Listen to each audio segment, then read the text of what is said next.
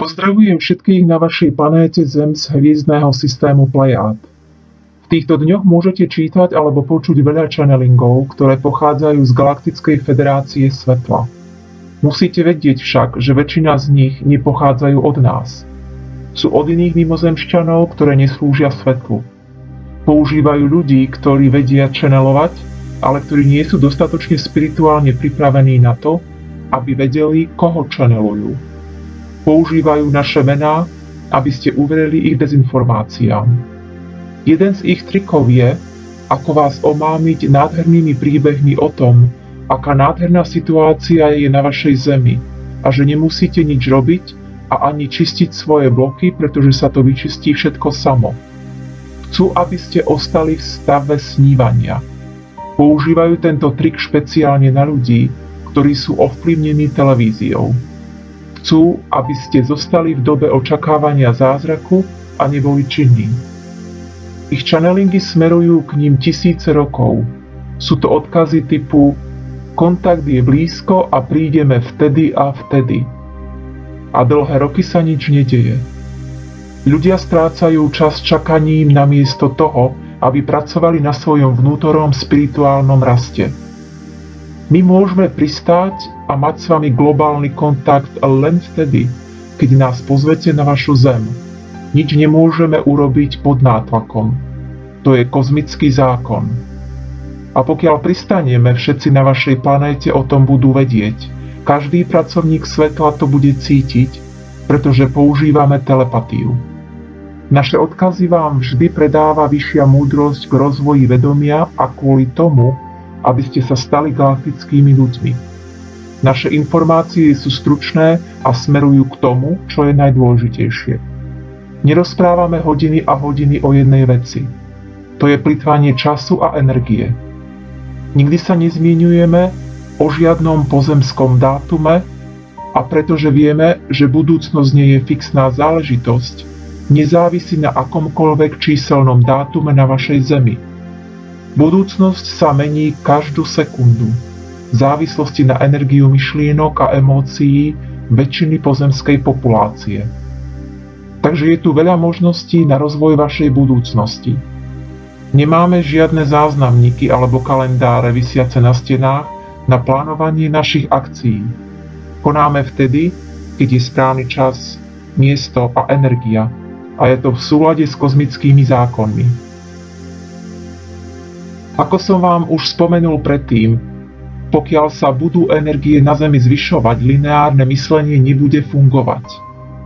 Budete musieť používať sférické myslenie. Pozrite sa na túto tému z viacerých uhlov pohľadu a s vyšším náhľadom.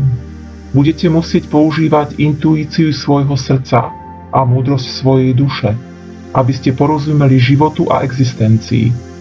Ďalšia vec, ktorú si musíte zapamätať je, že mimozemšťania, ktorí neslúžia svetlu, majú tiež svoje vesmírne lode s vyvinutým srdcom a duševnou senzitivitou. Ich lode môžete rozlíšiť od našich. Môže sa stať, že jedného dňa to budete musieť urobiť. V prípade, že tu na Zemi nastane veľká očista, budeme našimi loďmi evakuovať ľudstvo. V takejto situácii by temná strana prišla tiež so svojimi loďmi. A vy sa musíte rozhodnúť, na akú loď nastúpite. To je len určitá možnosť. S väčšou spirituálnou mysľou a s láskou vo vašom srdci ste pripravení na každú situáciu. Transformácia sa môže stať kedykoľvek, pokiaľ sa bude dostatočné množstvo ľudí koncentrovať na svoj spirituálny vývoj. Taktiež prirodzené procesy vo vesmíre nezávisia na žiadnom pozemskom kalendári. Majte na mysli, čas neexistuje. Čas je len pozemská forma tretej dimenzie. Všetko závisí na spirituálnej energii a vývoji. Existencia koná vtedy, keď je na to správny čas. A my z Galaktickej federácie svetla robíme všetko pod múdrym vedením existencie. Sledujte svoje myšlienky a akým variantám budúcnosti dávate svoju energiu. Teraz viete, prečo je dôležité rozvíjať spiritualitu. Spirituálne myslenie môže vyvinúť spirituálnu budúcnosť. Negatívne myslenie vytvára nepríjemnú budúcnosť. Takže je veľmi dôležité vyliečiť všetky blokujúce energie, ktoré môžete mať z tohto alebo minulého života. Zbavte sa obmedzeného myslenia ako napríklad som veľmi slabý, nie som schopný ničoho, som bezmocný. Všetky tieto myšlienky sú ako vírus, ktorý vám bráni v rozvoji seba samého. Ale vy môžete túto energiu zmeniť kedykoľvek na pozitívnu a nepotrebujete povolenie od nikoho iného. Je to čiste vaše rozhodnutie. Myšlienky a emócie sú príčinou každého stvorenia.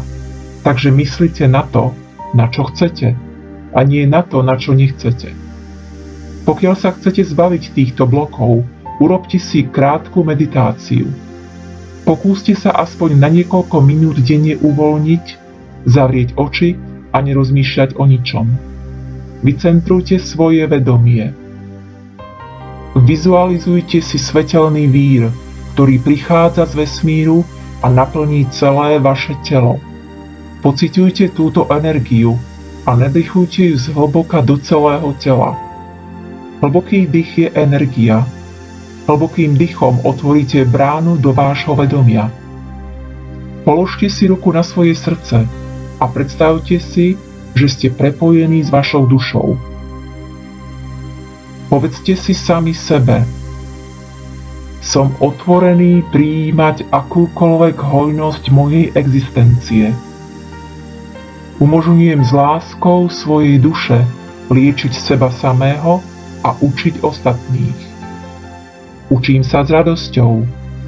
Som pripravený na múdrosť. Používam svoju múdrosť pre dobro ostatných. Milujem seba samého.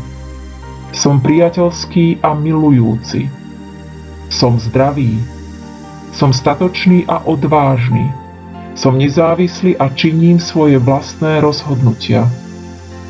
Prijímam zodpovednosť za svoj vlastný život. Som spojený s centrálnym kozmickým vedomím. Využívam svoj talent pre služby svetla. Mám vo svojom srdci súcit. Som vďačný za všetky dobré veci v mojom živote. Rozdávam a prijímam lásku. Žijem život lásky. Používam lásku k transformácii akejkoľvek blokujúcej energie. Čistá láska je tá najväčšia sila, ktorá existuje. Opakujte si tieto afirmácie tak často, ako budete môcť, aby ste si vybudovali vašu energiu a vaše uvedomenie pre seba samého. Nech svetlo existencie osvieti vašu dušu. Adonaj.